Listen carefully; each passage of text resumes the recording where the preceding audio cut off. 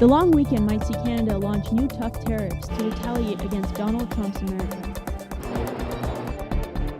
Prime Minister Justin Trudeau talks youth employment near Humber College campus. With young people across the country and indeed around the world as Toronto is. It's National Indigenous History Month and Dundas Square was full of celebrations. But this is who I am today and this is who I'm proud of today.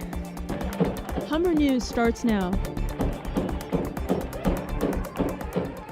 I'm Anam Khan here at the newsroom at Humber's North Campus. It's June 28th. Here's what's making news. The White House has confirmed that President Donald Trump and Russian President Vladimir Putin will meet for a summit on July 16th in Helsinki, Finland. Trump has long expressed a desire for better relations with Moscow, even as Washington tightens sanctions against Russia. Sometime in the not-too-distant future. And I've said it from day one, getting along with Russia and with China and with everybody is a very good thing. It's good for the world, it's good for us, it's good for everybody. Trump told reporters he will discuss the war in Syria and the situation in Ukraine with his counterpart, Russia, in a move that could signal a significant shift in the U.S. Justice Anthony Kennedy has retired from the Supreme Court after 30 years on the bench. Kennedy, who is now 81 years old, swore in the newest Justice, Neil M. Gorsuch, on Wednesday. Associate Justice of the Supreme Court of the United Trump States. replaced one conservative of the Supreme Court of the United States. Under the Constitution and laws of the United States. Under the Constitution and laws of the United States. So help me God. So help me God. Congratulations. Trump replaced one conservative with the other when he chose Gorsuch to take the justice seat with Kennedy gone. With Kennedy gone, Trump now has the ability to reshape his cabinet and move it to the right when he replaces Kennedy, who was seen as more of a centrist. To do it during my term in office because he felt confident in me to make the right choice and carry on his great legacy. That's why he did it. Kennedy, who was a Ronald Reagan appointee and sworn in 1988, did many things in the span of his career, including siding with his conservatives on gun control, voting rights, striking down election spending to corporations, and helping George Bush secure his presidency in Bush versus Gore. That Justice Kennedy wasn't moderate on everything. He was a conservative who was moderate or even liberal on certain issues. And to the dismay of those on his cabinet, Justice Kennedy sided with liberals on such issues as abortion rights, affirmative action, and the death penalty. His most lasting legacy is probably in the way of gay rights when in 2015 he made a landmark opinion and cleared the way for same-sex marriage across all 50 states. Although time proves that he's one of the more unpredictable justices, dignity and liberty were all too present themes in Kennedy's time in office. While the country celebrates with barbecues and fireworks, a trade war looms this Canada Day. It's all going to work out. It's all going to work out. Remember this. Remember this. It's all going to work out because we're the piggy bank that they like to take from. Following Donald Trump's 25% raise on steel, Canada plans to impose retaliatory tariffs on July 1st. Trudeau announced Canada will implement $16.6 billion worth of tariffs on goods like aluminum, steel, yogurt, ketchup, and 120 different products going to the U.S. Amid neighborly tensions, former Prime Minister Stephen Harper plans a visit to the White House a day after these tariffs are set, surprising the Trudeau government. I think it would be a mistake for the United States to believe that it does not need partners around the world. Harper criticized Trudeau's handling of NAFTA's negotiations in the past, saying Canada needs to prepare for the reality of the U.S. terminating NAFTA. The reason for this visit is not clear, but it's been reported he will be meeting with U.S. National Security Advisor John Bolton. A youth job fair was held just around the corner at Albion Library yesterday. Job seekers and potential employers also had a chance to get up close with Prime Minister Justin Trudeau, who held a town hall. Taz Dhaliwal has her story. The job fair was organized by the Coalition Opportunity for All Youth, OFE. It was an opportunity for young people looking for work to meet potential employers. we're still on a journey, actually, of continuing to try and connect, youth with opportunity. But I mean, if you just look around today, you look at the number of students who we were able to have. Some of them, I think, came in not knowing what the day would have to hold, but at the end of the day, I think they left here with some great experiences, learned more about companies. Hopefully, a lot of them got jobs today. I know there were a lot of opportunities that were available. It's funny, as companies, we have a lot of opportunity and not always knowing where to get the employees, and yet you've got youth that are looking for jobs. So this is a great way to bring the two together. There's about 100 people in this facility. We've interviewed 60 different candidates, and we're looking to hire about 20 of them. I think it was an incredible success. The energy alone when you walked into the place was tangible. It was incredible. I have met so many wonderful young individuals that are so interested in moving ahead with their career, but they can't quite find the place for themselves, right? So it's really about letting them know who we are as organizations, and again, letting them know what opportunities are available to them. For young people here looking for work, the fair is the first chance for many to get their foot in the door. For me, personally as a refugee claimant, it's a great opportunity to be here. I believe here many employers have come looking for people, and people who are willing will come to these types of events, and they're very helpful. Yeah. The packed event stepped up a notch when Prime Minister Justin Trudeau made an appearance. Trudeau acknowledged the challenges youth face in a changing economy. Many of the jobs that exist now will not exist, a few decades from now, because of automation, because of AI, because of robotics, because of changes in technology and changes in our communities. But at the same time, there are an awful lot of jobs that don't exist yet that will be created in the coming years with all these challenges and changes. So the question becomes, well, how do we prepare for jobs we don't even know what they're going to be? Beyond the concern about future work, many here are more concerned about how to pay their rent now. The average rent price in Toronto is about $2,200. I can't afford that. No, it's a great question. It's a huge one. Yeah. I can sense that Brenna's question might have struck a chord with a number of you, and it's a huge challenge, and not just in Toronto, of course. Housing prices here and in Vancouver are extremely high, but even in small communities and medium-sized cities across the country, there are real challenges around housing affordability. Having the chance to voice their concerns to the Prime Minister was an added bonus to this crowd, as landing a job is still the main goal for many.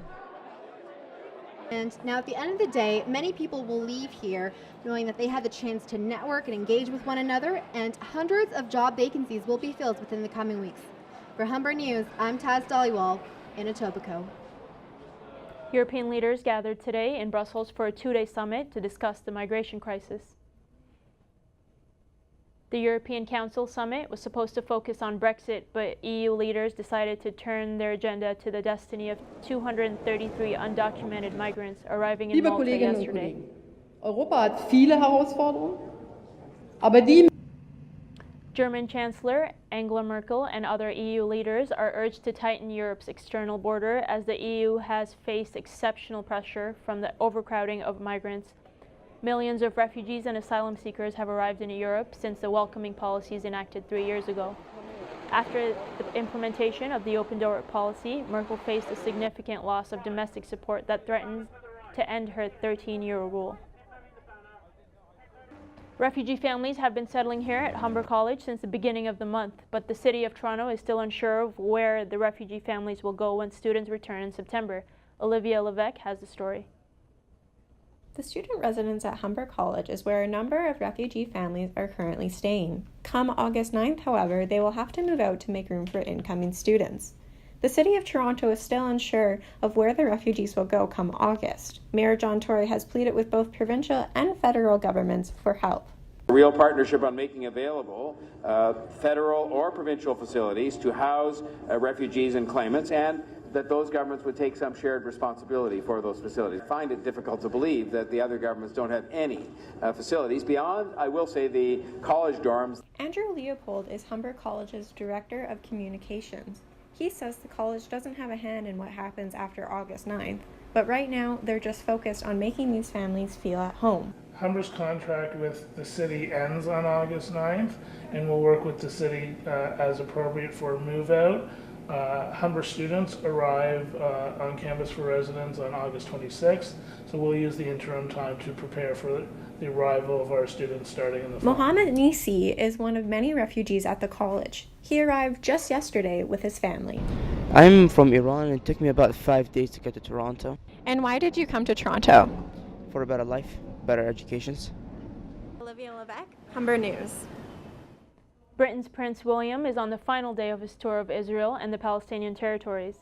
He visited the Mount of Olives, where he approached a viewpoint overlooking the walled city of Jerusalem. He then paid tribute to his great-grandmother, Princess Alice, who was buried nearby in the Russian Orthodox Church of Mary Magdalene. Later, he visited Hilltop Holy Esplanade, which houses the Al-Aqsa Mosque and the Dome of the Rock, and signed the guest book at Judaism's Western Wall.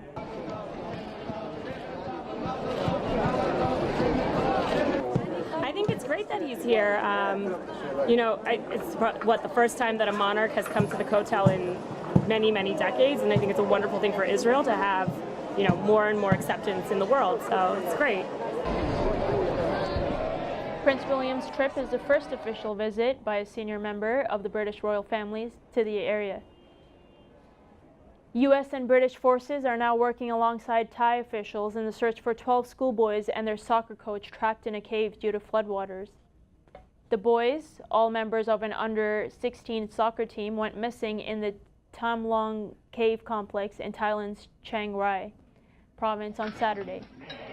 The boys and their coach are believed to have been trapped in the caves after the entrance became flooded. Ongoing rain and flooding continues to hamper rescue efforts as the search enters its 5th day. The families of the missing boys remain camped outside of the caves, praying for the team's safety. Thai authorities remain optimistic that the boys are alive and are exploring other possible entrances into the cave system. It's Indigenous History Month in Canada, and the Native Canadian Centre in Toronto hosted a day-long celebration at Dundas Square yesterday. Rucha Dewar Chetty has the story.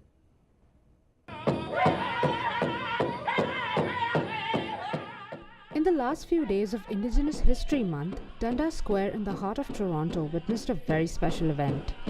The Native Canadian Centre of Toronto hosted a day-long celebration of Indigenous culture, complete with a marketplace and musical performances from the community. Events like these proved to be very important from the First Nations point of view. So this is originally our territory, and 150 years ago Canadians dropped the ball when they looked at this wonderful relationship, and it was one of colonialism and oppression. And for us, we are magnificent as a nation, and when I look at my beautiful daughter and all the young people dancing, we're picking up all of those teachings that were lost and that were taken from us. The main theme of the celebration was Indigenous teachings and their resurgence in the modern reconciliation era. It's told to us in our prophecies that we are going to be asked of our knowledge. We're going to be asked of our knowledge because it's going to be needed to look after the earth, to look after the environment, to look after Mother Earth.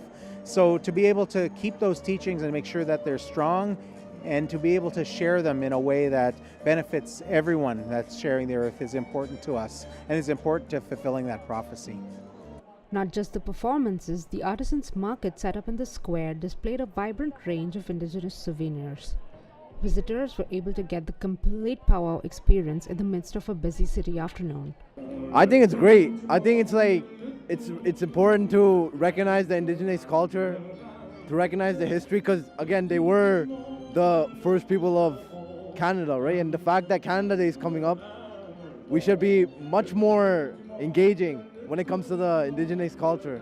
A month-long celebration of Canadian Indigenous history has culminated in Toronto's Yonge Dundas Square, where the sound of music, the spirit of celebration, and the stall selling Indigenous handicrafts are now underway. For Humber News, this is Rucha Dewar Chetty. Indigenous leaders are reacting after a Hamilton jury found a homeowner not guilty in the death of a First Nations man. 28-year-old Peter Kill was acquitted on Wednesday in the death of 29-year-old John Steers of the Six Nations. Kill pleaded self-defense after admitting to shooting Steers after he broke into the homeowner's truck at night. Steers leaves behind 2 children. The jury's verdict comes only months after a similar case. Saskatchewan farmer Gerald Stanley was acquitted in the shooting death of Colton Boucher of the Cree Red Pheasant in February. It's a historic moment for Chiefs of Ontario as the organization elects its first female leader. Roseanne Archibald was voted as the new Ontario Regional Chief at a leadership contest on the Nipissing First Nation on Wednesday. A former Grand Chief, Archibald was working as an artist and consultant prior to the election. The Chiefs of Ontario is an advocacy organization representing 133 Indigenous communities in Ontario. Toronto's best Overwatch players completed at Eaton Centre's Microsoft Store once again after a long hiatus. Amy Chen has more.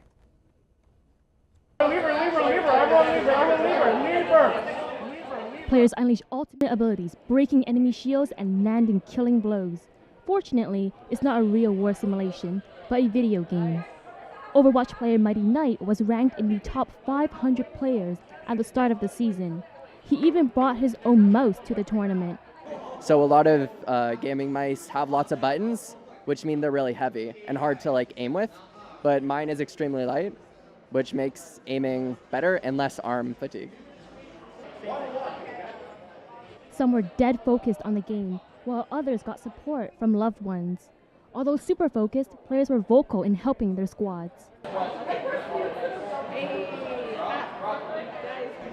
The goal of this collaboration is to give the Toronto esports community a place to have fun, meet each other, network, and take a game that they love to the next level.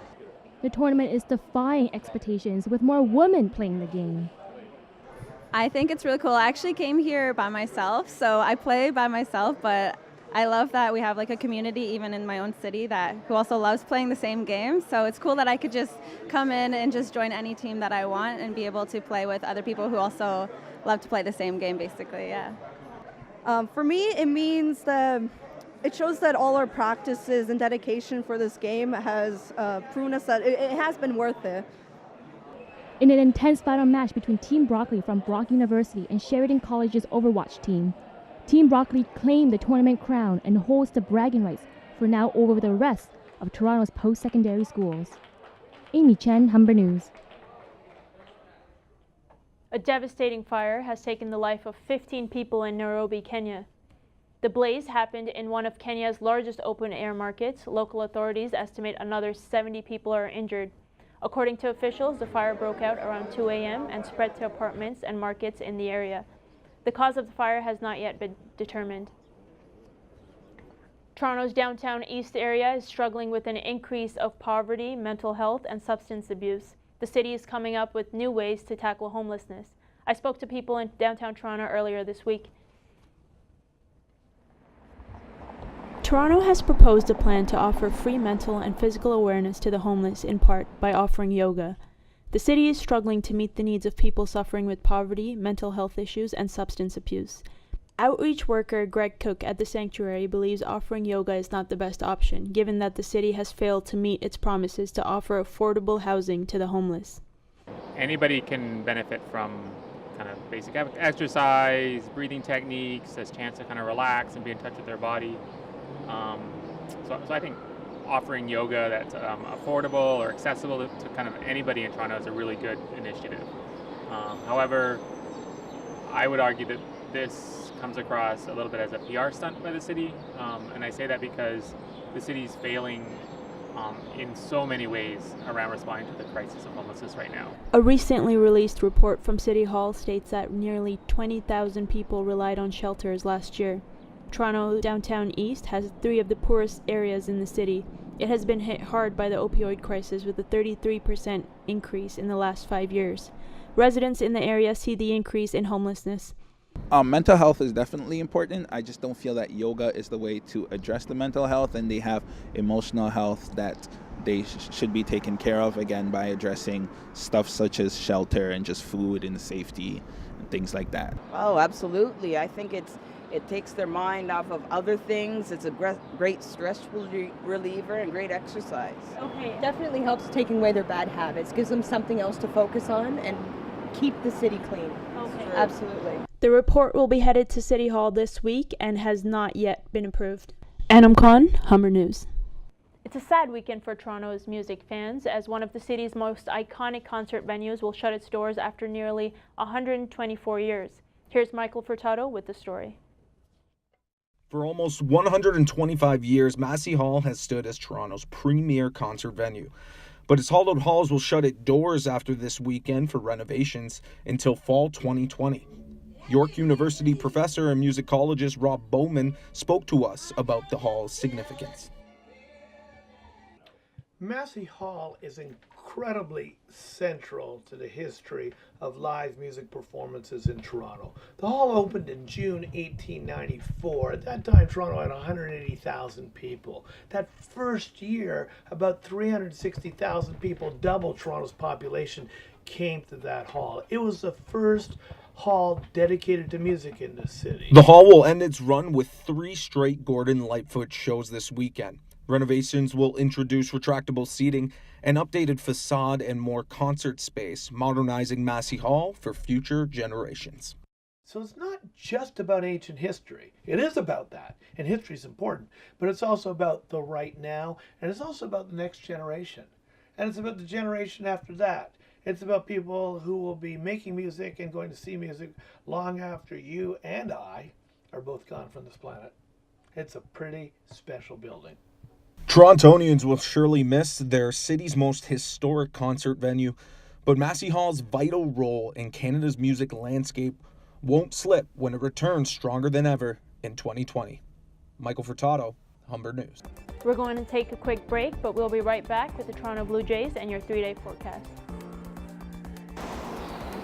As you can see, it's a beautiful sunny day here at the Arboretum. We are having plenty much of sunshine this weekend and a heat wave. Stay tuned for more.